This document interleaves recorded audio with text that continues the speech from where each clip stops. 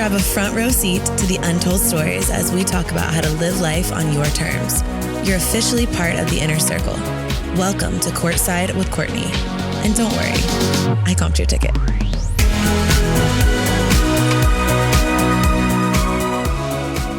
Welcome back to Courtside with Courtney, everybody. Today's episode is one that I know you will all be on the edges of your seat for. It is with one of my absolute favorite people, someone that I don't even know I would consider like a friend or a coworker at this point, more just like a sister, Miss Audrey, everybody. Hi, thank you for having me. I'm excited to finally be in front of the camera and talking to you. I am always by the camera though. For everybody that asks, I'm always somewhere lurking. It's always really funny. I mean, besides for the past couple of months on maternity leave, but besides that, Audrey's always somewhere around the camera, near the camera, behind it. I'll get messages if I don't show Audrey on camera for like a week or 2 weeks at a time and everyone's, where's Audrey? I'm like, oh, she's here. She's always here somewhere. Always. So most people that follow me know you because I talk about you a lot and I've shown you a lot over the course of our relationship as friends and coworkers, which has been for the past 4 years, just about. But for those people who are new around here and maybe living under a rock or just started following when you were off on maternity leave, give us a little bit of 411 on who you are, what you do, how you got here. Give us a breakdown. Okay. I'm Audrey. I'm 30. I am married. I've been with my husband for just about 10 years now. We have a son named Santiago and we just, he's 3.5 months. So he is new to the fam. But, I originally did real estate and that's what I did after college. And, I was pretty unhappy with that career, and was just working from home a lot, going and showing houses. And I just knew that wasn't what I wanted to do. And I ended up seeing Courtney share a story that she was hiring an assistant. And I was kind of just like, why not? I was literally painting my office wall. The one that we all love so much? The one that's now a nursery. Okay. So I was painting that wall. I was sitting on the floor and I saw it and I was like, oh, I don't have a resume, but like, let's bust this out real quick and let's apply and just see what happens. And here we are. The rest is history. And that alone was kind of a fate thing. I feel like one thing that Audrey and I have always aligned on that we've been able to uncover over the course of the past 4 years together has really been how much we align on like the way that we see a lot of things in the world and like fate. And we've both experienced a lot of like loss and things in our life. And I think we've been able to use that to see life in a really beautiful way in many ways and be able to like see signs and look out for things. You guys know rainbows, like my sign for my dad, things like that. Like we've always been able to really align on that. And in that moment, I know you told me, you were like, I don't know, should I apply? Like, might as well. You had a conversation with Rigo about it, right? Yeah, I was sitting there and I knew that I was unhappy with where I was at in life. And I knew in 4 years, if I was doing the same exact thing, I'm just going to be going down this spiral. Like I'm not filling my life with something that is making me happy. And I was actually asking for a sign. I was listening to a podcast about someone who went off on a whim to be an assistant in Nantucket. Totally random. Sounds like a good intro to a book. I know. And I was just asking for signs and I was like, I don't know what I'm supposed to be doing. I have zero clue. I'm like overwhelmed looking at the rest of my life, feeling like I have no idea what is meant for me. And instead of focusing on like me making that decision on like, what am I supposed to be doing? I just put it out there. Like I kept asking God. I kept just like, not fully manifesting, but just saying, what am I supposed to be doing? Just lead me in that direction. Say no to the things that aren't meant for me and just like open the doors that are supposed to be open. And then I saw your story, like literally the day I was listening to that podcast while painting that wall. And I was like, why not? And Rigo was like, just do it. Like, just make a resume. Like, you're good at doing those things. Submit it. And like the worst case scenario, you're not going to get a response. And we both were like, oh, she's not going to see my application. Might as well, there's though. No way. But like, just submit it. And he was really supportive with that. And you saw my application. I saw your application. I had interviewed quite a few people at this point. We had gotten hundreds, if not thousands of people applying for the job. And it was all people who, it was like all different walks of life. Like there were definitely people that didn't have the qualifications. And then there were people that were like assistants at Vogue or had previously worked at like major magazines in New York and just just moved here and were like very qualified for the job. And it's so interesting because I always operate off my gut. That's something that's like so major to me when making big life decisions. I have a tattoo on my right wrist that says clarity. And the reason I got that tattoo was because I wanted to always remind myself to wait until I had clarity in a situation. And then when I got the clarity, to act swiftly and quickly and with purpose and that like alacrity, like speed and purpose. And it was one of those moments where I read your resume and I was like, this is interesting. For some reason, like something stood out to me. So we met for the first time at Nordstrom. And a lot happens for me at Nordstrom over the years. We met for the first time at Nordstrom. You were wearing like an outfit that's so not you. If I think about it, was one of my real estate outfits. It was like bright and colorful. Very professional. Professional. And which is so funny to think about now. Cause I feel like now I think about you being like all black and leggings and neutrals and chic, like blazer and trousers. But we met and I knew like right away. And it was funny because you didn't have on paper like the qualifications. I'm using air quotes for those of y'all who aren't watching this, but the qualifications as far as like had any experience as someone that was like in social media or all that. You did have photography experience, but I just knew right away because it was more about a personality fit and it was more about knowing that you were capable of doing everything that you needed to be doing and more. And it was like something that I got right away. I think we have this really beautiful synergy that we've always had, which is we have an alignment on so many things and there has been so much synergy and we're very good at different things. Like very good at different things. What did you say the other day when someone asked you, it was something about like something funny about me or a fun fact, or you were like, Courtney has no schedule in her head at all. Just vibes. Courtney operates only off vibes and you are like the queen of the schedule. There's always, I at any given point, I'm like, what are we doing again today? And which is weird. It's weird how different things can manifest because we've talked about both of us feeling like we have ADHD and I've been diagnosed. And for me, it manifested in I have to control things. I have to have a schedule. I have to like almost micromanage. I almost overcompensate. And I'm like, fuck the schedule. I'm like, never going to remember it. We're just going to go for but it. I think that's what makes us work well together because if I was good at what you're good at, you wouldn't need me. You're you. Yeah. You don't need somebody to do exactly what you do. Exactly. You need somebody to fill the gaps of, the things that aren't your strength. Exactly. So I have commonly referred to Audrey as my right hand because I feel like there's been so many things over the past 4 years where you're like the other piece of the puzzle. You're more like a life partner. Yeah. Truly. Honestly. When I was pregnant, as soon as I found out I was pregnant, it was the hardest keeping up from Courtney, which I didn't do it for that long. We should tell people that story. Yeah. As soon as I got pregnant, I told my husband, obviously he was on the other side of the bathroom. Okay. But I was like, okay, the other person this is going to impact the most is Courtney. And that's so funny that in like a big moment like that, like you were like right there by my husband. I was like, we got to announce this to Courtney. We got to tell her she's getting a baby. Exactly. And in the moment, you guys, I knew Audrey was pregnant before she told me. We were in the airport coming home from New York or going to New York. Coming home from New York. And I think it was the snacks we had grabbed because we always do these snack hauls on TikTok. And you grabbed weird snacks and you brought this whole big bag of these like crackers. The oyster crackers. The oyster crackers. Those are so good. They're really good. You brought this like massive pack of those and all of us, and we always like to snack. So snacking, like none of that was like flagged anything that was out of the norm for us. But you had this look on your face. All of a sudden I saw this little boy run by and I was like, that looks like a mini Rigo. Remember that little boy?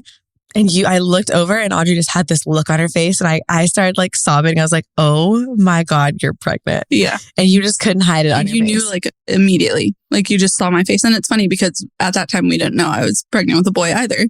And now I have a boy. But yeah, that was so hard keeping it from you. And I think I was only 3. I found out on like the 31st of the month and then we were in New York on like the 8th. So like I only It was knew like for a week. But I wanted to tell her in a cute way. Like I wanted to record it, like, and have like this cute moment. It still was like really cute. And it's like kind of, you know, just the way that things happen in our friendship is just very, like we call them God things. Yeah. It's just things that you can't make happen. It was just a little kid that looked like my husband. And she was like, oh. I'm like, wait, that You're looks pregnant. like a little Rigo. And it was funny too, because I think this is really interesting about you. So let's rewind it back a little bit. You grew up in Venezuela, which not a lot of people know. Yeah. So I lived there for 4 years. So when I was very young, so it was very formative years. It was when I was learning to talk and in preschool and elementary school. And then I moved back to the United States. She speaks fluent Spanish because you grew up and you were learning English and Spanish in Venezuela. And so I see this little boy and I'm like, holy shit, it's mini Rigo. I look at Audrey's face and all of a sudden she goes whiter. And she's like, oh my gosh. Like I knew right away. I was like, you're pregnant. But what I think is so interesting is you went through, I guess what I would call an ebb and flow of wanting kids and that feeling like this really natural thing, and then not wanting kids and thinking, you know, maybe we're not going to have this. And it wasn't because you didn't have a partner. I mean, you've had Rigo for so long in your life as a partnership, and you guys have had this amazing marriage and friendship, really, I would say, for so long. And we often joke too that Rigo and I are very similar, which I think is interesting. So obviously it's like a compliment to your personality, like our type of personality is a compliment to your personality. But talk to me a little bit about how you decided to have a kid and how that changed for you over the years. So I think if you asked my mom, like out of her 4 daughters, who was going to be the one to have a kid, like that she could count on, me, always. I grew up playing with baby dolls far longer than was like normal. And I just always wanted to take care of something. But I think that during COVID, anxiety was really high. I've always suffered from anxiety and depression. A lot of times people with ADHD can struggle from other mental health disorders and they're kind of grouped together. And that's fairly common. But my anxiety was kind of at an all-time high, and it just became to this point where I was like living out of fear. I was scared of life. Like I was scared. How am I going to like bring something else into this world when everything is so crazy? And I kind of stayed in that place of fear, I think, for a couple years, where it just all of a sudden a switch flipped. And I was like, I don't want to have kids. And Rigo and I were like, we don't want to have kids. We're not going to do it. And I think both of us were just so scared of life. And as we kind of started working through it, like I acknowledged that, yeah, I'm living out of fear right now. Like I'm making these choices about my life because I'm just scared to do something. Not because I truly don't want a kid, which is obviously fine. Like if you didn't, and the people that don't, like I think it's just not meant for everybody, and that's okay if that's your choice. But you were realizing that you weren't really making the choice because you didn't want to have a kid. You were making the choice because you were scared. I think what's so interesting too is that you guys are always on the same page though. Yeah. We both like, it was one day we were like, you know what? Maybe kids aren't for us. And then the same way that came about, we were like, oh, you know, actually we do want to have kids. And so, we've always maintained being on the same page. And I don't know if that's just because we're very open with each other. We communicate like really well.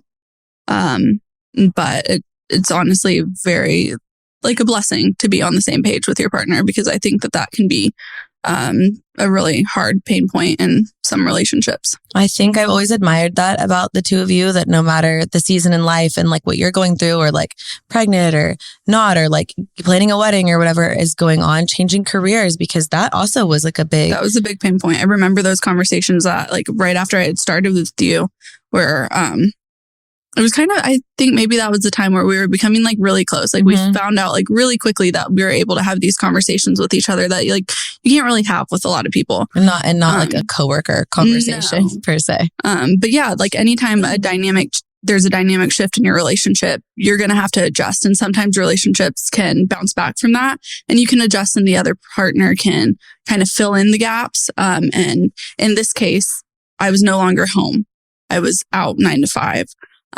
Whereas before I was working from home, I was handling the house, I was cooking groceries, cooking, everything like that. And so it really shifted, and all of a sudden I wasn't there to take care of those things. And he needed to step up and take care of it. And a dynamic shift can make or break a relationship. And there was a point where I was like, wow, like, how are we going to do this? Is he going to be okay with stepping up in that way? And I talked to you like very candidly about it. Yeah, we had a lot of good conversations about that. I'm an interesting example of the opposite of that, where there were a lot of those shifts and it didn't work out and we like couldn't get on the same page. And I think that was one of the first things that made me really like love Rigo. Be like, man, I fuck with this guy. He's great, because I feel like he was so outward too about saying like, yeah, this is shift, but like he could tell how happy you were. And I feel like you really started to come into your own. You got really confident. You really like, I personally like saw this shift in you. And I feel like he saw the same shift, and he was really complimentary and supportive of that and like loved it for you. Like, I feel like Rigo was having this moment where he was like, I love this for you, like do it, and was able to really support you and step up. And that is the mark of a good partner in so many ways, in my opinion, because we will always have those moments in life where you have the ebb and flow and someone else needs to step up and fill in the gap, whether you get sick or you change jobs, or whether it's a hard day or a year or something positive in your life. Like in this case, it was positive, but it was still a pain point because it was a shift in adjustment. But the way that he handled it, I feel like was so telling of the type of like supportive partner that he is as well, and having your best interest at heart as a person and as a partner too. Yeah. Yeah. He knew that I wasn't happy.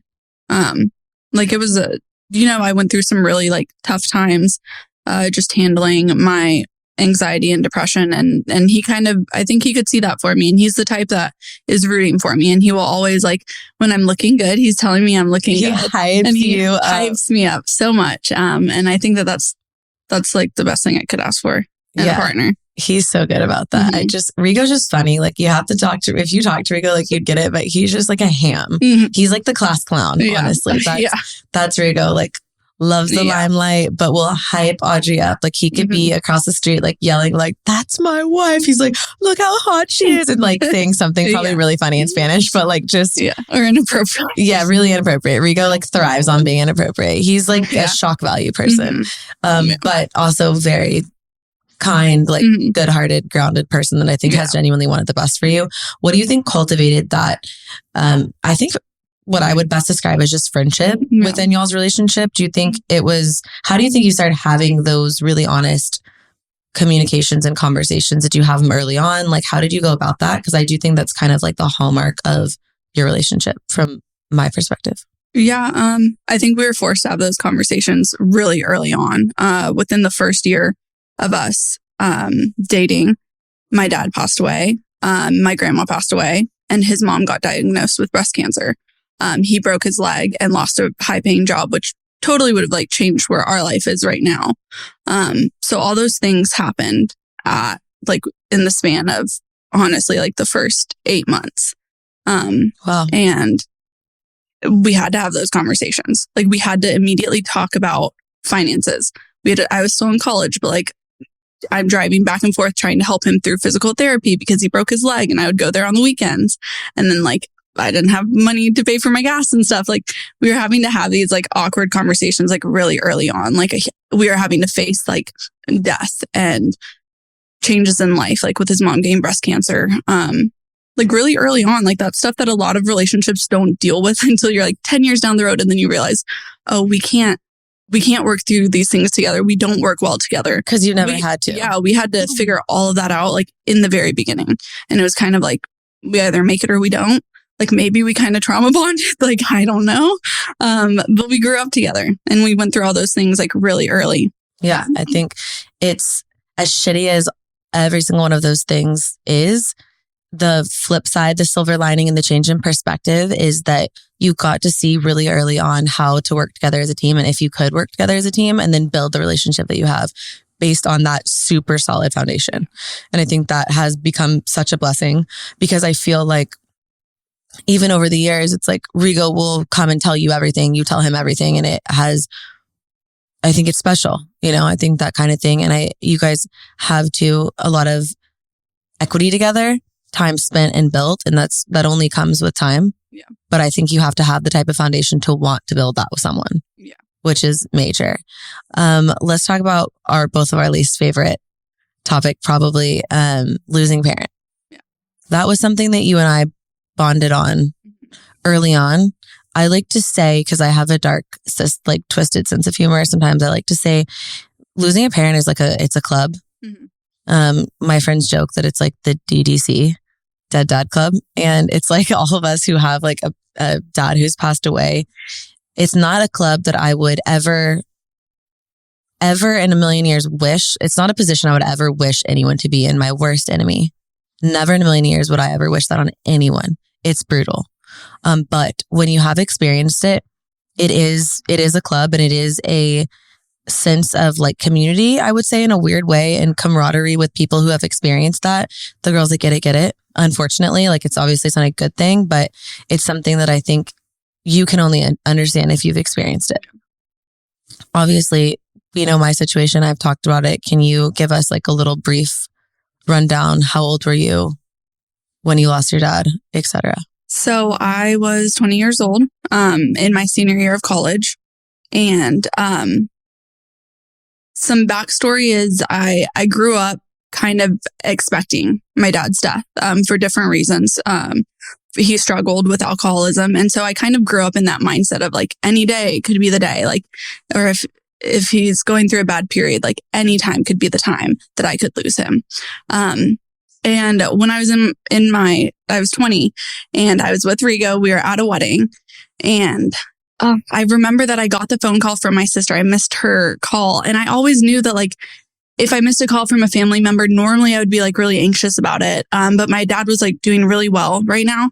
So I wasn't even thinking anything was wrong with him. And I remember I was at the wedding and I was like, oh, like, why are you calling me? And I called her back and and she just told me that my dad had passed away. And at the time he was sober.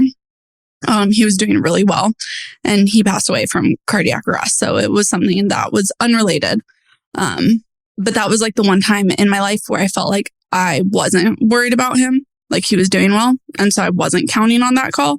And I think that is like one of the foundations of my life where I felt like I was like safe for a moment, and then that was taken away. And that's when I think it kind of like made me into the person that I am now, where I kind of lived life with a little bit of caution, like knowing that you can lose people. People do die. It reinforces and that really impacts you. The feeling of like you're not safe. Like don't let your guard down. Let your guard down one time, and that's what happens. And I think obviously, logically, we can see that everything in life it's okay right now. Things are good. Like life is okay, but you have these things that are embedded based on things that we've all experienced in our life and our traumas that we each have. And this is like one of yours. And it's like something that it's a wound, right? Like it's one of those things that you feel. And I think those things make you who you are, for better or worse. Yeah. And for all the ways that you have shared that it's caused like struggles, I feel like it's also caused a lot of what I think are your best assets too. So I think that there's a lot of beauty in the sadness of it also, as weird as it is, but that's so life to me. Yeah. Like there's so much good in the bad and bad in the good. And it's all sort of intertwined in this way that's just like really messy, beautiful way. Deep, you know? Yeah. And I think that like you've always had this like motherly, on top of it, caring, super empathetic nature to you. And I think that's one of my favorite things about you. And so I feel like it's like been so cool to see you be a mom and have like all of these new things come to light, because those type of personality traits and qualities like spill into everything. Like you, I mean, take care of me a lot of times. And I'm older than you and I was a mom before you, but like you still like take care of me a lot of times, right? And I think that's just kind of who you are as a person, which is really cool. And a lot of that comes from experiencing hard things when you're younger. Yeah. And as much pain as there is in that, I feel like the beauty of it was that your dad was in a good place. Mm-hmm. And that's really cool. Yeah. That he was on like a good path. And I feel like much like anything else, it makes it harder. Probably. I can't speak to like your specific experience. I think everyone's grief is their own and it's different, but is it like comforting more to know that he was in a good place? Does that help at all? Or is it worse because of that? Both. I mean, yeah. I feel like there was relief in it, in knowing that like, I feel like this is going to be something that is, might resonate with some people, but might be controversial. Going through it, I almost felt this feeling of relief when he passed away. And that's such a conflicting feeling and like brings so much guilt.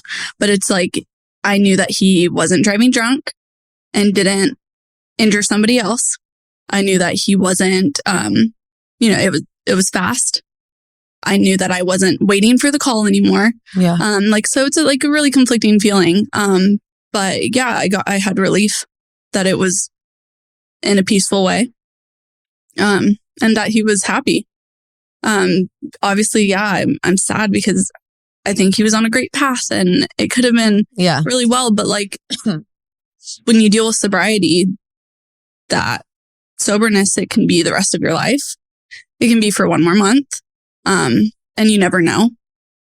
So I knew that he passed away sober and happy. Did you feel like proud of him that he was on a good path? Yeah. Yeah. Yeah. I can remember having conversations with my dad when he was struggling, and he would just ask me, like how I kept the faith and like how I stayed positive and things. And that's a hard question for a parent to be asking a kid. I was in college, like freshman year. And when he passed away, like he was reading the Bible. Like he was very, I think at peace and was talking to God. And that just, leads me to believe that this is like what was supposed to happen. He's in a better place. And, the world's a hard place. And sometimes I feel like this is what was like better for him and meant for him right now. I think that sometimes too, I like to view when I've lost someone that's really special like that as like God needed them. And I don't necessarily know the reason. I know you and I have talked about this, but it's like maybe there's like more important things than like the here and now that we feel. And I think that's like something that's hard to understand, because if we could wave a wand and like wish them back here, like would we? Like, yeah, that would be incredible, but that's not how life works. No. And I would be a different person. Same. And so like, as much as I want my dad here right now, I wouldn't be where I am if he was still here. That would have so true. Completely changed the trajectory of my life. And I love my life right now. Would I love my life with my dad? Yeah. Different. Obviously. I mean, it's totally different. That's the craziness of the roller coaster. But did watching your dad struggle, has that affected or shaped your relationship with alcohol, your relationship with like family? How has that affected or shaped, or has it not? I was really young going through it. And I think that if anything, it just made me, I want to communicate. I just want to talk. I want to know what's going on. I want to have those conversations. I feel like I was young and I was kind of babied in a way. But that didn't keep me from knowing what was going on. Like maybe they thought that I didn't know. Because you're you. But I knew. Audrey's always by the camera, everybody. Always. But I just kind of felt like I was alone then. And so I think that's what I kind of took from it is I want to talk about everything. I want to understand. I want to ask questions. And because that makes you feel like you have a community, that makes you feel like you have support.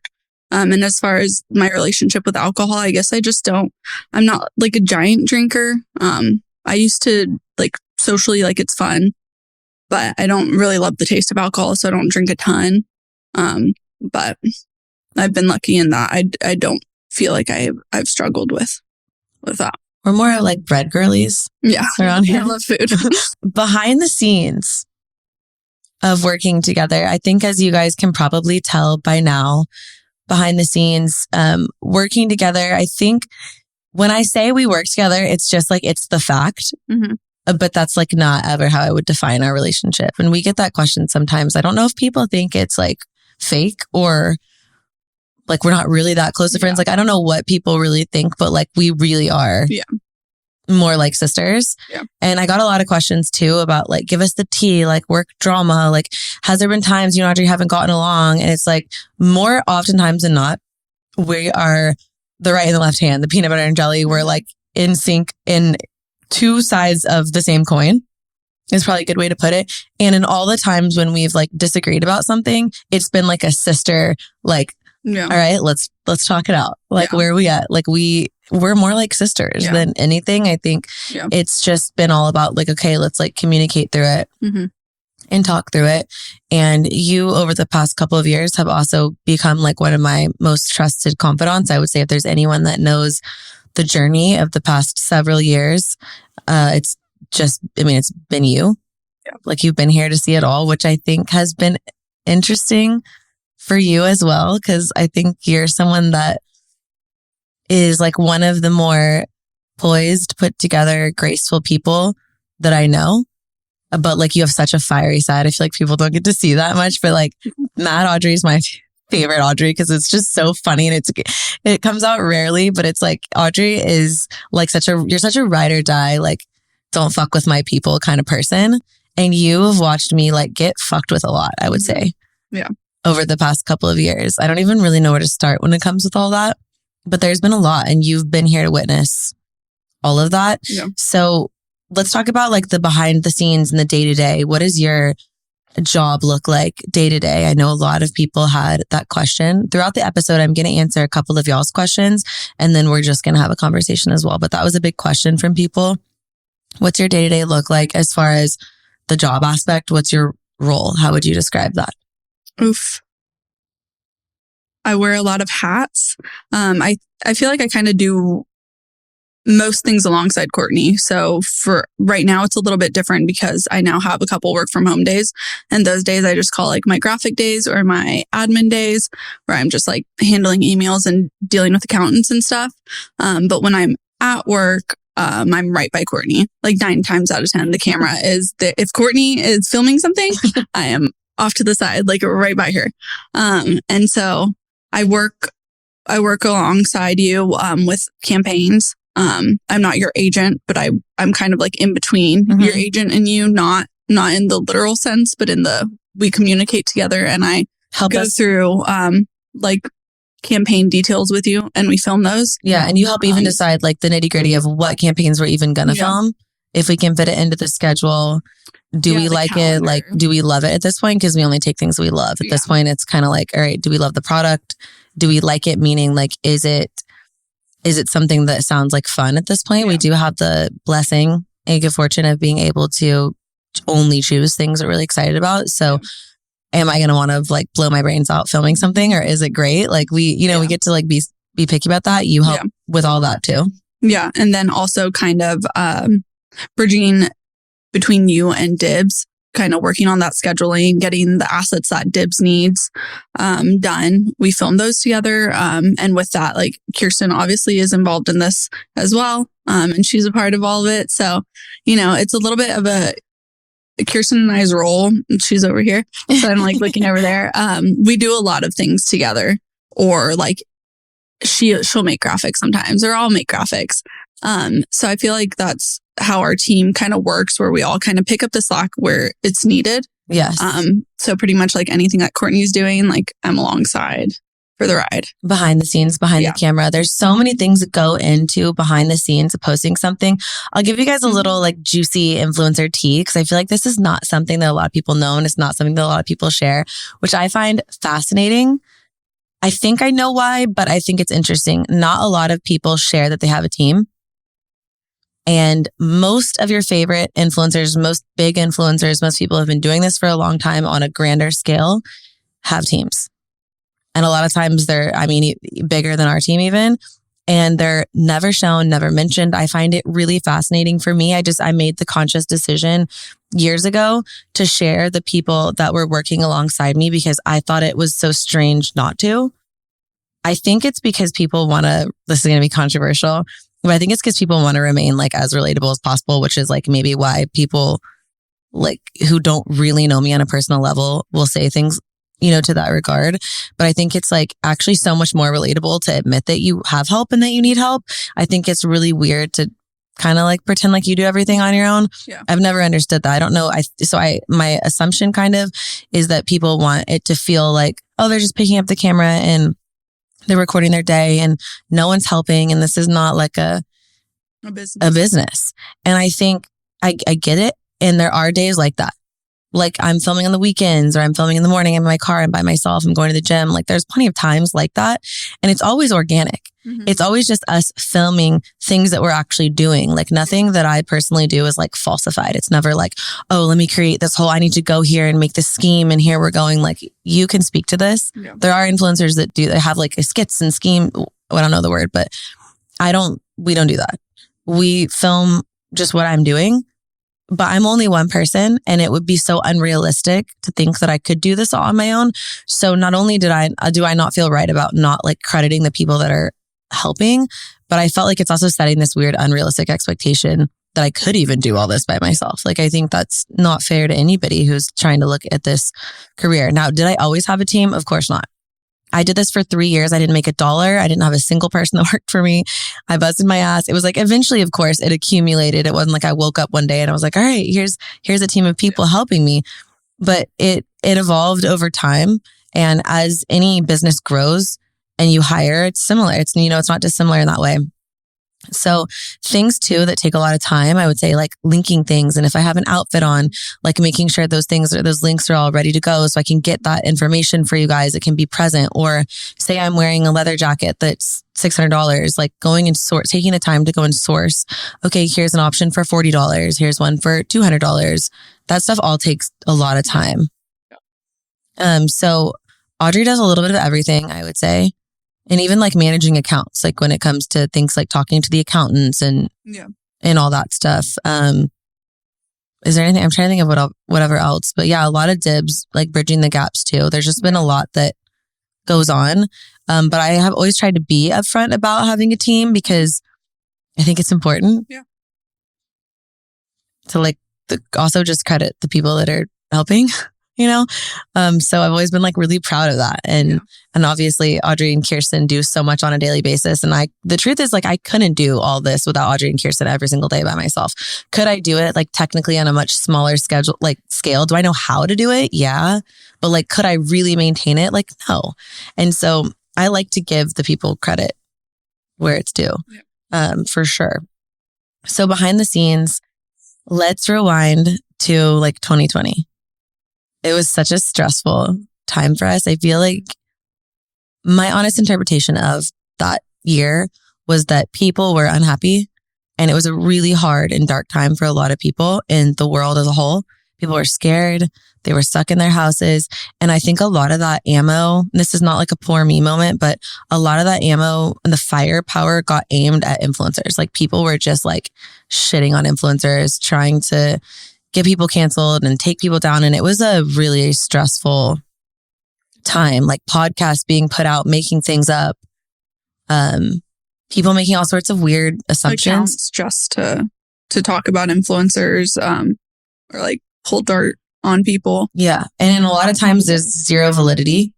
It's just people saying what they wanted to say. Yeah. Do you remember when it was like I was I was in Hawaii. Mm-hmm. And I got stuck in Hawaii during the storm and I was trying to send people packages here that I cared about. Remember that? Yeah. We made like all these Amazon packages and people were like, she never did that. Like the weirdest, making up the weirdest things. Just because I think I said that you like sent me Amazon like care package.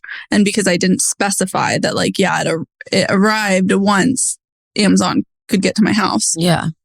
People were like, people didn't deliver packages. Like, yeah. Which was because I didn't specify that. Like this person with a huge account, like outed my like private account and like tagged me and like sent people to me. And I was just like, what?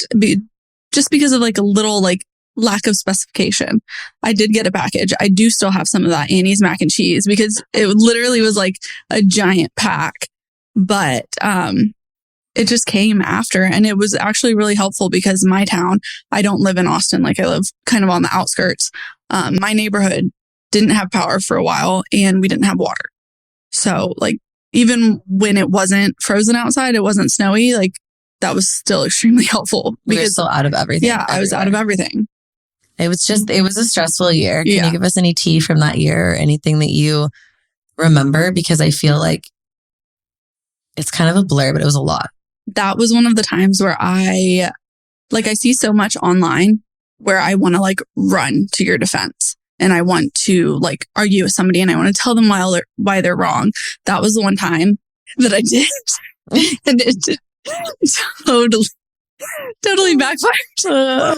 But no, there's so much that I'll see a comment and I'll just like, I want to respond to them and I want to tell them that they're wrong. Like, that's not how it went down. Or I'll see like somebody will DM me like asking about like why you're not friends with somebody or like what really happened. And obviously, like, I'm not going to DM the person back and tell them, like, I'm not sure why they asked me. Here's the tea. But yeah, you just like, when you're close to somebody, you want to fight for them. You want everybody else to see like what you see and you want them to know the truth. It honestly like feels like it feels personal. All those comments feel personal to me. And I think that's one thing that I didn't realize, like getting into this job, I didn't know that it would impact me so much. But like the things that people say about you that I can't stand up for you without them coming for me too. Without telling the story about what really happened. Yeah. And I've said this on other podcast episodes, but I've just tried to kind of turn the other cheek. Not because I was wrong. Audrey knows all the tea from all those stories. And it's not because I did anything wrong. It's just because like we've tried to handle it in a classy way, but it's hard. I imagine like, I mean, I know it's hard, like you're feeling myself get dragged through the mud, but it's hard watching your best friend get dragged through the mud too. Yeah. Yeah. And feeling like you can't do anything about it. You can't change like these people's opinions. You can't tell everybody the truth. Yeah, that's tough. And it's wild too that we live in this world where anyone can say anything with zero repercussions, like in many regards. Like people can just make shit up. Yeah. And do you remember when someone put out a podcast shit talking me? Mm-hmm. That was like one of those times when it was like so far from the truth. And I can't believe anyone bought that. No, but those types of things, like it's weird. Sometimes just because somebody says it and puts it out there, it doesn't make it true. But what it does do is it gives it legs and it gives a bunch of other people legs. And people love to just pile on somebody. And that's like, so like that can really, really hurt people. And that was a really dark time where it was like, I remember you and I, like we didn't want to scroll on Instagram. My anxiety we didn't want to go. Like we were scared to open up the app. Through the roof. Like I felt like my cortisol was so spiked because people were constantly making stuff up about me. And then when that podcast released, I remember just like sending the person who put the podcast out a text. And I said, I think you and I remember the way things went down very differently. Yeah. Would you like to meet? And they basically said no. Yeah. And like they were fine with just making up whatever they wanted to make up, which I think is clinically a little nutso. But it was like one of those times when it was like, what was the alternative? Me go on social media, add more fuel to the flame and say like, here's really what happened. Because it sure as shit wasn't that. But here's really what happened. Let me like tell you guys the story about it and get into it's like, who wins in that? Mm-mm. So it was one of those things where I think we chose, and I had a lot of conversations with you behind the scenes. Do I just do nothing? Like, do I just take it to the chin? Do I just let people call me these names and say these things about me when we know that none of that's true? Yeah. Or do we fight back? And I think I'm in my era right now of kind of like, you know what? Fuck it. So I think that's I always want to remain classy in the way I handle things. But I think Courtney today, like, I don't think I have it in me to lay down and take it anymore. Yeah. I really don't. Like, I feel like I've grown like feistier over the years, and I've seen how like, while I've tried to handle things with so much grace and class and just like take it to the chin and then get back up and take it to the chin again, I think it's like, I don't know if I could. I think I've endured enough at this point where I'm like, if you want to come for me, like bring it on. Yeah. Because I'm kind of done. Yeah. I mean, taking it didn't make it go away. No. It lasted like a year and a half. Yeah. And we had to continue to endure questions from people about what happened and painting me in a negative light. And it was just crazy. You were the one person that was there to really see what was going on. And, and you knew like the ins and outs of the whole situation. And it just, people are wild, you guys. I think as an overall arcing theme on media, and this has nothing to do with me, but like, don't believe everything you read and hear, because anyone can say anything. We live in such a crazy world where you could say whatever you want and there can be no validity to it. So use your own common sense and like your own instincts to see what you really think is going on. Yeah. Any other tea on that topic that we want to dive into? Because I know there's been a lot. I mean, I remember that was a period where it taught me, because obviously I watched like reality TV, and like you see like the pages that are like gossiping about it. I was always like, ooh, like this is so entertaining. And then like having a friend who it's happening to, it like really, it makes you realize you're like, these are people. Like these are people's lives that you're fucking with. These are people's families that you're like putting lies out about. And it really like brought it into perspective that was like, that's not right. Yeah. Like that's not okay. I don't know why like we think it's okay to go on Twitter and be having hashtag where it's like tearing somebody down. Yeah. Where there's just hundreds of people saying stuff. Like I don't know why that's okay. I don't even really watch. It's not like never, but like for the most part, I don't really watch reality TV. I think a lot of it was because those years felt like reality TV in a lot of ways. And it felt like people were just kind of making things up, and it was a spinoff, and it felt a little bit like a fishbowl. Yeah. But with murky water. And I think at the end of the day too, I genuinely love what we do. Mm-hmm. And I feel like things have cleared. Yeah. And it feels really nice to have even this as a platform at this point to longer form talk through things. I also just think we created a really healthy boundary. I don't read anything about myself ever. And I have a hard rule with people that work with me and with my friends. If anyone reads like shit like that, goes on negative sites, like I don't fuck with people like that. I haven't looked at it in probably at least, I mean, it might even be 3-4 years at this point. It's been a long time. I kept saying 2 years because I think for a long time it was 2 years. And then all of a sudden now it's 2024. And I think it's been a lot longer than that. I know. So I don't even give mind to the negativity like that. But I do think it's important to talk about it in a forum like this, because it is a question we get asked like a lot, nonstop on repeat. Yeah. I want to go through some questions that people have asked, because there's some good ones on here. And I think it'll be fun to give the people what they want. Okay. Any postpartum depression, or did you struggle with postpartum anxiety? I don't think the mom like load and roommate stage after baby is talked about enough. I've been really lucky that I haven't dealt with any PPD or PPA. I am still combo feeding, so I am breastfeeding, and some people say that can happen after you wean.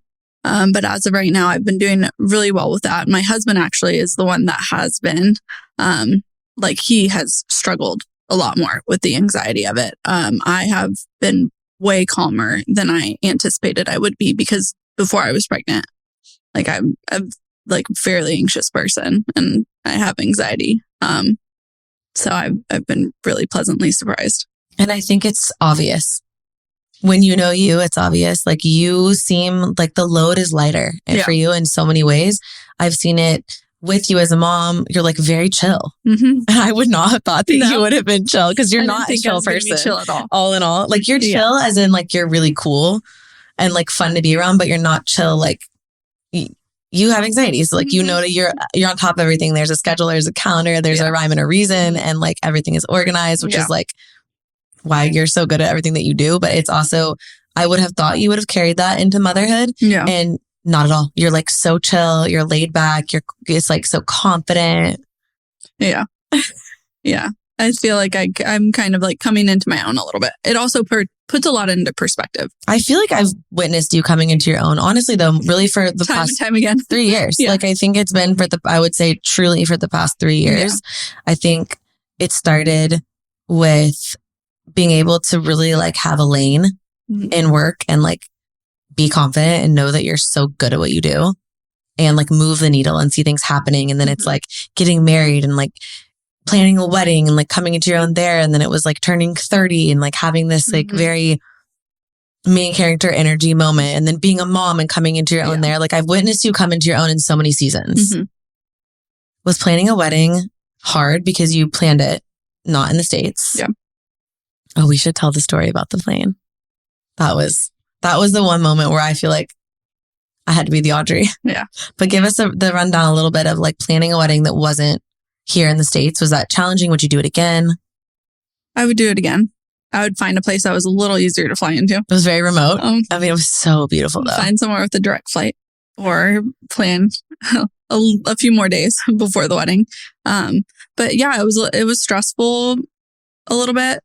But I had a planner that I worked with, and a florist that they do these types of weddings very frequently. The flowers were magical. I mean, it was like the dreamiest set of flowers I've ever seen. Yeah. It was stressful because I never saw a picture of what it was going to look like. Which is your nightmare. Which is my nightmare. Yeah, I had no idea what it was going to look like. Like, I gave the vibe, I gave kind of what I liked. But I didn't have like a ton of renderings or ideas of what it was going to be like. So that gave me a bit of anxiety. And then obviously not planning the flight, with proper time in the case that it, got canceled. I mean, you couldn't have really foreseen it, but I'll never forget you guys were sitting on the plane and the plane's not taking off. And it was Murphy's Law. It was everything that could have gone wrong did. And we're sitting on the plane. It's not taking off. And I'm starting to panic now because I knew that Audrey was panicking. And in this moment, I think my first thought was like, all right, I'm going to Audrey. Like, I was like, I'm going to be the Audrey for Audrey because I knew this was like, it's your wedding. It's your moment. I'm like, how can I show up and help and just like handle shit? Yeah. So I walked to the front of the plane and I was like, what's going on? And they're like, we can't take off. And I was like, what do you mean we can't take off? And they're like, we can't take off. There's issues with the plane. Okay, when's the next flight? This is the only flight. And your wedding was the next day, just to give everybody. Mm-hmm. We had a one welcome dinner that night. Yes. Because this was supposed to be like quick. Like, we're hopping over for our layover and then going like straight there. And to give you guys an idea of like how close Audrey and I was one of the how many people at your wedding? 9, and that's including like us and the photographer. So that's like the level of closeness that this is. But I'm on the plane and I walk up and I ask and they say, this is our only flight out today. And so now we're immediately probably missing the welcome dinner, which you obviously already paid for and had and set up and everything. And so it's okay. It kind of is just triage at this point. And they're like, there's really nothing we can do. And I don't like to take no for an answer. So I'm like, what the fuck do you mean there's nothing? No, I'm kidding. I gotta come with kindness sometimes. So I was like, okay, who's someone in charge I can talk to? So I went and found the pilot. Yeah. And I'm like, sir, I need a favor. We have to figure out how we can get where we need to go. The closest flight was, I think, Cancun.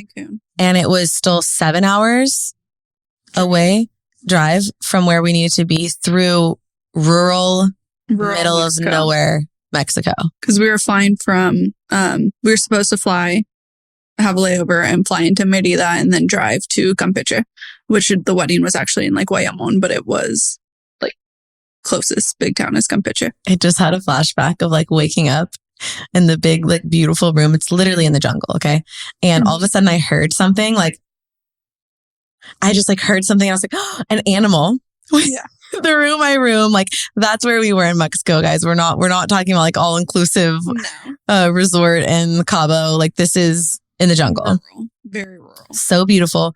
And so we get on the only flight to Cancun, the only flight to Cancun. And there, I think we were traveling with 7 people or 6 people. And there was only 7 spots on the whole flight. It was like, again, such a God thing. There was a whole line of people. Do you remember the line of people waiting in front of us? And everybody let us go. The pilot like pulled us. I was like, we have a bride. Sir, we have a bride. I repeat, we have a bride. We need to get this woman to her wedding. It's immediately. And everyone let us go. We ended up getting on the flight, but it was a 7-hour drive in a van. So I remember how uncomfortable that van was. I had the van that was supposed to pick us up in Merida and drive us to Campeche. I emailed them and was like, can you pick us up in Cancun? You pick us up I was like, 7 hours "Can you?" away. Yeah. And they were so nice. They did. They drove all the way over there. They had to have their other driver come. So it was a 2-man job. And they picked us up over there in Cancun. And we drove through the night. And we arrived at the wedding site. It was at 3 a.m. So the hotel was aware of it. This was very small. Each of us had our own building it was a hacienda. And don't forget, you had no luggage. Oh yeah. My suitcase did not arrive. So I had my wedding dress and my makeup. She had only her wedding dress, and I had all the makeup because I did your makeup. And I got my suitcase, which had the makeup in it, luckily, because I didn't carry on. You carried on your wedding dress. Yes. And then lost only Audrey's suitcase. Only my Everyone suitcase. else got their suitcase except the bride. Yeah. So only Audrey is missing her entire suitcase except the wedding dress, thank God. But your shoes weren't even in the suitcase. Well, I was luckily planning on going barefoot. But nothing. No. You had nothing. I had nothing. No, I had to, I didn't have anything. It was truly one of those moments where we were just triaging the situation. Yeah. And so she had absolutely nothing. And also to know Audrey is to know there is a plan. I am operating on vibes and Audrey's operating with a plan. And so every single outfit was completely planned out. Yes. There was going to be your photographer was there. She was staying with us the whole time. And she was supposed to take photos of all the outfits. It was supposed to be this sort of holistic weekend wedding adventure where everything was captured. And that was the point of why you had her there. Yeah. Every single outfit she had planned was gone. Mm-hmm. And they had no idea where it was. It wasn't even it can't land and be shipped, 7 hours over to us. So it was just gone. Yeah. Did he ever come back? It came back to Austin when I came back. I had to go pick it up from, what was the airline? United. I mean, it was... And it had all these tags on it from all the places it went. It went on around the world. Carmen San Diego, that bitch. Yeah. But it ended up being the most beautiful wedding. It was so perfect. So perfect. Great. So filled with love. But it was one of those moments where you just cannot make this shit up. No. I cannot believe that that's how it went down. You looked so beautiful. You should do a repost of all that stuff soon. Yeah. That would be really fun. Okay. More questions from you guys. Has being around Courtney leveled you up, not giving a fuck, being intentional, etc.? Yeah. I mean, I think when you spend every day having a serious conversation with somebody, because we do almost every single day, we have some kind of heart-to-heart or serious conversation, it makes you look in at yourself. It makes you learn a lot about yourself. It's made me become more self-aware. I think that it's made me be way more confident because much like Rigo, you are very much a hype girl. So always hyping, always wanting me to win, always supporting me. And I think that when you have somebody around you that does that levels you up. A lot of who you are is who you're around. And so, totally. So in that, I've grown so much. That's amazing. I think too, something that's interesting is that people ask, would you guys, it's you don't want my job. No. And I think that's something that maybe people don't know. It's I want to create this whole lane for Audrey, and she's created this whole lane for herself, for her to always thrive and succeed. But she doesn't want to do what I do. It's not that's not a thing. I think I told you when I was applying for the job, I wanted to be the person that was next to the person that was doing all the big stuff. And you are. And well, you do all the big stuff too, just in very different ways. You know? But I feel a lot of people are oh, do you ever get jealous and want to do that? And you're it's just you don't even want to do that. It's not even, it's not the vibe. No, obviously I think what you do is great. I think it's awesome. I think that it takes a very tough skin, very thick skin. I'm self-aware enough to know that that's not me. And I could never do people every day, punching these toes. And I could never do what you do. The way that you have to stay so on top of it and very even keel and organized and all these things. It's we're good at what we do for our very specific reason. Yeah. And that's why we are who we are. Yeah. And that's why this works. Mm-hmm. But I think it's a really interesting question. I think though that goes to the point of where people always try to almost underhandedly pit women against each other. Yes. Do you want to be doing what she's doing? And you're no, and I never have. Yeah. But I think people try and say things like that to drive a wedge. Yeah. And it's y'all don't think we're stupid enough to not know that's what you're doing, right? No, like I think haven't there been times where people will like comment something, like trying to get us to get in an argument? Or people like maybe don't realize like how much we hype each other up anyways too. Yeah. And people will be like, oh my God, it'll be like a video of us. And there's like a whole thread of people and they're like, oh my God, Audrey is so beautiful. And I'm like, I know. Isn't she like the most stunning person you've ever seen? Like, y'all don't think that offends me. It has nothing to do with me. I'm like, Audrey's stunning. And like, I tell you that literally every single day. I'm the Rigo. I'm the work wife Rigo. Yeah. I'm just being like, damn, Audrey, you're looking good, girl. Like, so it's like, I don't know where that comes from. I think it's people's own insecurity, but y'all can't fuck with us. Just know that. What kind of changes did having a baby bring to you and your husband's relationship? Honestly, it's required us to work a lot more as a team. Like, it's kind of shown where we didn't like work as a team as well before, which obviously like we're pretty good partners. But man, he stepped up like and really just helped with so much. And he does so many night wakings. We don't have a great sleeper. And sure is cute though. Yeah, he sure is cute. But yeah, it really forced us to be a team. And we've gotten closer. Like, I think that we've always had a good foundation, but this has really like forced us to,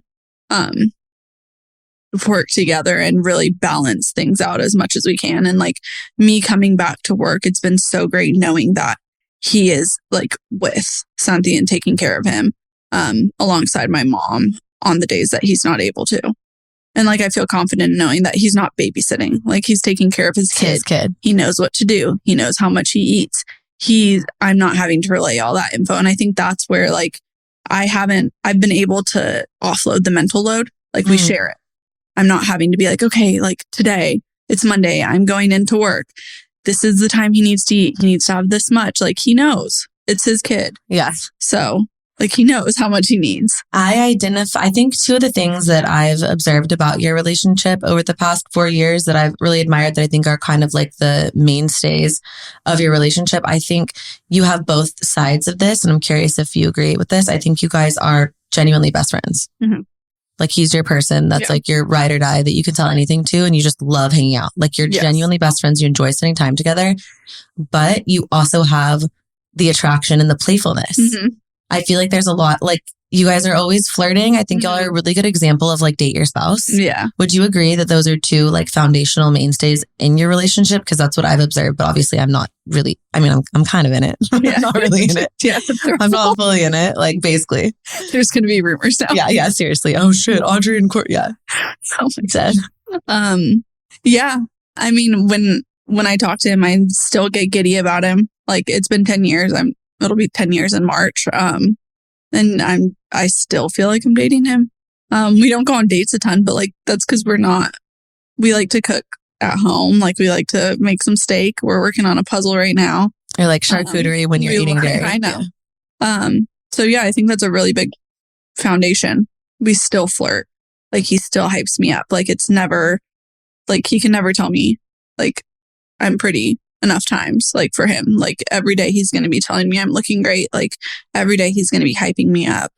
And in that way, like, I'm taking care of him and trying to support him. I know the answer, but for people listening, what are both of your love languages? Oh, shoot. I don't even remember mine. It's been so long. Really? Mine was like acts of service. Yeah, your acts of service. And his is physical touch. And affirmations. I think he's really good at affirmations. Yeah. I feel like the reason I was asking is because I think you guys are opposite. Yeah. But I think it's interesting. I think your acts of service and quality time, and he's words of affirmation and physical touch, but it still works, which I find really interesting. I still, from what I've observed, because I think you guys have found a way to give kind of all of it. Yeah. In a way, it's like you need the quality time. He's still affirming you, but you're still getting quality time. So it's kind of like you're doing all of it. Does that make sense? Yeah. Yeah. I feel like we kind of, we balance each other out, and also being aware that like physical touch is very important to him. Like, putting in more of an effort for that, and him putting in more of an effort for, washing the bottles. Like, was there those little things? Was there a time when you realized was like having like a conscious thing about where you're like, okay, he needs a lot of physical touch, but I don't, like, let me like focus a little bit on giving this to him so that he feels that. And then obviously it becomes natural over the years. How long did it take you of making that effort before it just came natural? Because now it seems just really natural. Yeah. I think it ebbs and flows. It depends on like where I'm at.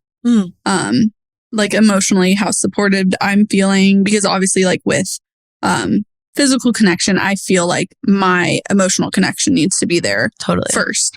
But we're both like very vocal with each other about like if we're feeling like we're not getting one or the other. And I feel like that's kind of allowed us to continue to like grow with it. Like I'll let him know if I'm not feeling super supportive. He'll let me know if he's not feeling like he's getting enough physical. How long do you wait? How long do you endure feeling like a lack in one area of your relationship before you decide to bring it up? Because I think I struggle with this personally. I go like 2 days of feeling a lack and I'm like, hi, so this is what I need. Yeah. Like, how long do you go?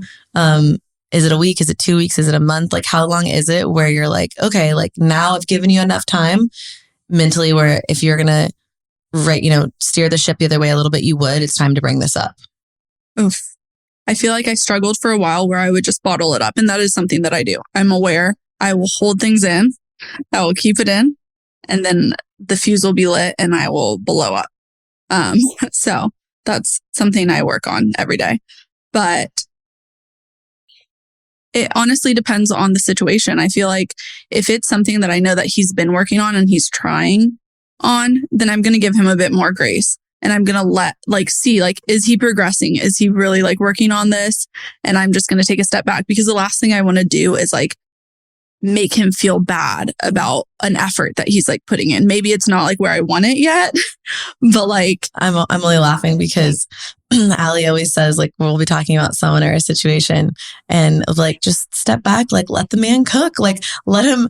I think Ryan actually said that, right, Allie? Like let the man cook, like give him a minute to do his thing, because I'm so quick to be like, you're not giving me what I need, but it's like let the man cook. Just it takes a while, and I feel like positive reinforcement is kind of like the way that my dog responds to like training is better with positive reinforcement. And not saying I'm training Rigo. No, you are. But like we've hyped Rigo up enough to be able to compare him to a dog at the end of the episode. It's okay. But it's like I want to like positively reinforce the efforts that he is making, because that's going to make him be like, yeah, okay, I saw that this worked. I saw that you liked this. Like I'm going to keep doing it, versus like every time he tries something, I'm nitpicking it like, well, like, oh yeah, you almost got there, but like it's not quite where I want. Discouraging. Yeah. Obviously, so much goes on behind the scenes. What's one thing you wish people knew? Dun, dun, dun. I wish that people knew how sensitive you were, because I think that sometimes you put off this like tough exterior, and like, yes, you're tough. Great. We know that. But like, you're very sensitive and you're very in touch with your emotions and you're very supportive. And I think that sometimes people don't think that. And they don't like realize that. Like they think that you're just like this hard shell, like you're just like busting through life. And like, yes, you are, but like you need that support too. Like you need somebody that's there for you. You really thrive on like having emotional connection with somebody and having like serious conversations. And I think that sometimes like if somebody's just watching you on Instagram, like, yeah, maybe they don't know that. Maybe they missed a day where you were having that conversation. That was like tough. So yeah, I wish more people knew like how sensitive you are, how in touch with your emotions you are, and how supportive you are. It's just like you're always there for everybody in your life that is worthy of it. Facts. Thank you. That like almost made me emotional hearing you say it, because I do think I keep a guard up a lot of times. I think unfortunately it's because I have been burned so much, whether it's like showing like a soft spot on social media and then having people like stick the knife in, or letting a guard down in real life. Yeah. And like having someone stick the knife in there. And it's like, I think been conditioned. It's kind of like what you were saying earlier about your dad and how losing your dad in the moment where you finally let your guard down, like unfortunately almost like conditioned you to feel like you can't let your guard down. Yeah. I feel like that about those emotional kind of like more sensitive side of myself. I think people don't know that it's there because I do put up a tough exterior a lot of times, but it's because I've been conditioned over the years that when I let that down and show the soft side of myself, I get stabbed. Yeah. So I think it's like it's hard. Yeah. You know, and I feel like you also spend every single day of your like work life, where everybody wants something from you, and not in a bad way necessarily. Like some is like on social media, sometimes somebody like wants a little bit too much, or they want some information that like really is like yours and it's private. But every day there's Dibs needs something from you. I need something from you. Kirsten needs something from you. Your daughter needs something from you. Like that's a lot to always feel like somebody needs something, and you never have that time to really just take a step back and just like not be needed. Yeah. And that's big. That's heavy. And I feel like people don't see that you're always being pulled in like a million directions because like you're just on Instagram for 10 seconds. But they don't see all those like little strings almost that are like just pulling you every which way. Yeah, that's actually such a good visual. And thank you for saying that. I feel that makes me feel really seen. Honestly, I think it's not something that people notice a lot. So I appreciate you saying that. I think I've kind of learned over the years to be like, I need to like step out. I need to get my workout in, or I'm going to go and just read by the pool for an hour. Yeah. Like, I think I've gotten a little bit better, even though I'm not that good at it over the years of being like, I just need like a minute. Yeah. And I think I'm comfortable enough with you to be able to say like, so you see more of the side of me. I think I'm comfortable enough with you to be able to say like, I need a beat. Because like I'm going through it a little bit mentally right now. Yeah. What was going through Audrey's mind when she helped your ex plan the engagement? I have like a visceral reaction to this question and that time in general. Yeah. I remember that day, my stomach was really upset. Like I was having like I was very anxious that day. I think I already knew that this wasn't it for you, because I think we had just a week before that, we had a conversation where you were like asking some questions and we were talking like candidly about the relationship. And I remember telling you like, if you're asking me those questions, then you already know. But it was kind of like a snowball. Like it was already in motion. It was all already going. Yeah. And I think like we were both just like caught up in it. You know what I mean? Yeah, I think it's harder when you're inside. Yeah. I do think you were probably the one person that I told like most things to. Yeah. I didn't tell you everything as far as like how abusive it got and stuff verbally. I think I probably like alluded to it. But I think when you're in that situation, when you're the me in that situation and you're the person like being verbally abused and being like other ways, obviously, but when you're in that situation, it almost feels, embarrassing is the word, but it feels like, obviously, if I say this to you, you're going to be like, holy, what the fuck? Like, we gotta, so I feel like I told you though more than I told anyone else.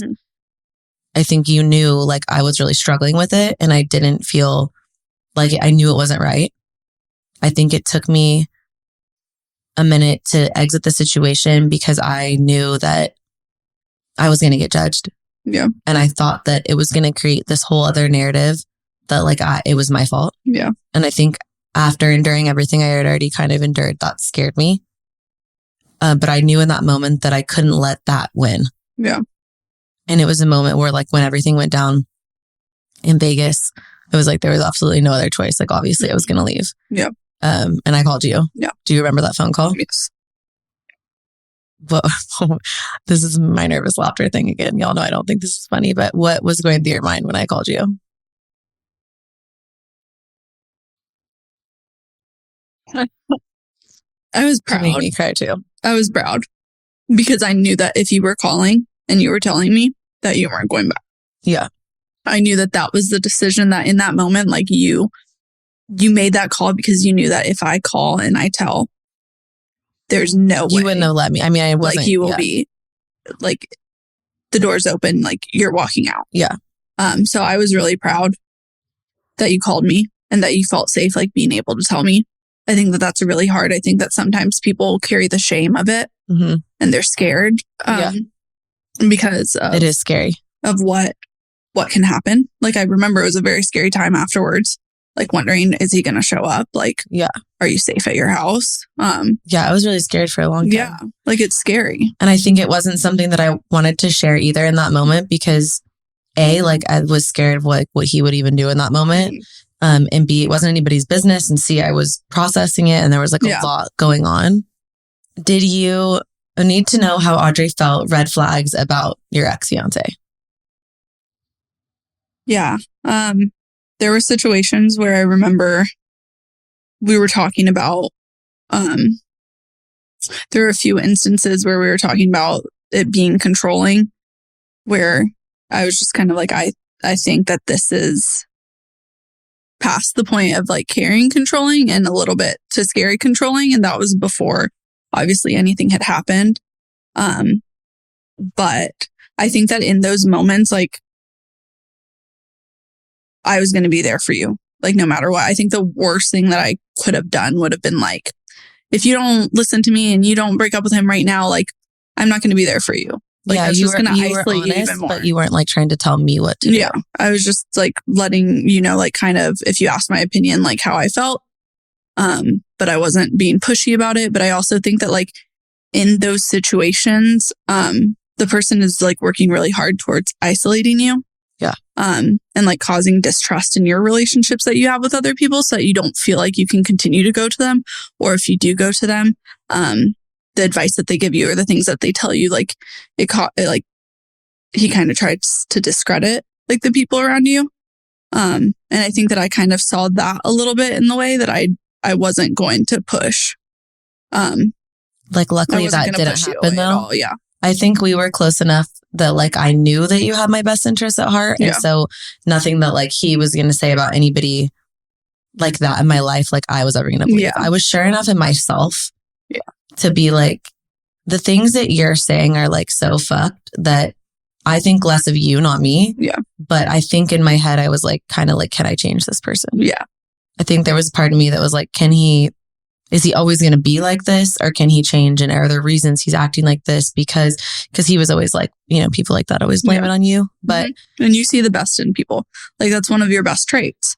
But in that can like also come with giving people chances that don't need them or letting somebody into your life. And like, you're very trusting, especially for what you do, like your line of work. I've been way too trusting over the years. I think this year is probably the first year that I haven't been. Yeah. And I think that makes me sad a little bit that like people in life have kind of like robbed me of that of myself because I think I liked that about myself. But I do think I've hardened too much to where I can't trust people that same way anymore because I've been burned too many times. Yeah. But Audrey always knows. Audrey has like a sixth sense. Every single time I've had a problem with someone in my life, Audrey's known before I have. Literally every single time. I can count probably like, I would say the 4 to 5 main people that have been like the only people I would say that I've had like issues with, whether it's relationship, friendship, anything in the past couple of years. Every single time you warned me. Every single time. Yeah. You've always seen it before I did. I don't know how. Did you get paid maternity leave? How does that work with influencers? I mean, I think every influencer, you're your own small business. So at the end of the day, like the United States doesn't have like one law for everybody. So it's really going to vary. But for me, like I got 12 weeks and I got paid the full 12 weeks. Yep. And now you're back. Now I'm back. We're happy to have you back. Last question. Biggest surprise for you about motherhood? Oof. Before I had him, I just kept thinking like, how am I going to know what to do? Like, how am I going to know how to, like, they give you a baby and they let you walk out with them. And funny story about that. Yeah. We're leaving and we're trying to put him in his car seat and we couldn't get him in the car seat. We couldn't figure out how to loosen the straps. So Rigo and I are on like no sleep trying to figure out how to loosen the straps. The nurse is just standing there for like a solid 3 minutes where we're just fighting with these straps of this car seat. And then she walks over, presses the button and like loosens them. And we just looked over at her and we were like, how long were you going to let us struggle? And she's like, well, I just wanted to see if you could figure it out. And that's the thing that I've learned about like motherhood. It's like you just figure it out. Like I took him home and it wasn't like all these videos that I was watching about how you take care of him and how you know when to feed him. And I was so overwhelmed. And then I went home and he was hungry. So I fed him. He was tired. Out. Let him go to sleep. Yeah. Like it's come more naturally than I expected it to come. It doesn't surprise me at all. But it has been amazing to see you become a mom. I think it's like a whole new part of you. And it's unlocked a lot of beauty and calmness. You have a lot of calmness now that I think has been really cool to watch. Yeah. I feel like I'm doing what I'm supposed to be doing. That's amazing. And I think too, in all aspects of your life, I feel like you're doing what you're supposed to be doing right now. With the people you're supposed to be doing it, where you're supposed to be. For those of you guys who don't know or miss those stories, this is such a God thing again. I mean, what are the odds? Well, we know, I guess, exactly what the odds are. One day in a whole year.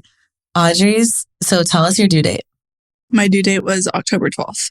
And when did you have Santi? October 6th. Which, for those of you guys who don't know, is also my birthday, which is so crazy. I knew. I had a feeling. Do you remember at your shower, I wrote it down on the card? Yeah. She had one of those like prediction things. And I was like, October 6th, because it's a God thing. And lo and behold, I now have a birthday buddy. I know. My water broke the night before and I had him the next day. I was screaming. I was in, and Kirsten always said too, she was like, I feel like when you leave to go out of town, because I was going to Vermont, my family's place for my birthday weekend.